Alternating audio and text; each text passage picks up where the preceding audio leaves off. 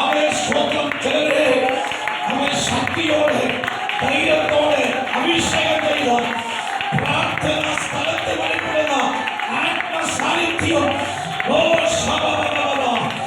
ചിലരോട് ദൂത് പറയുവാൻ, ചില ഉന്നതന്മാരുടെ ദൂത് പറയുവാൻ ദൈവത്തിനെ അഭിഷേകം ചെയ്യുന്നു.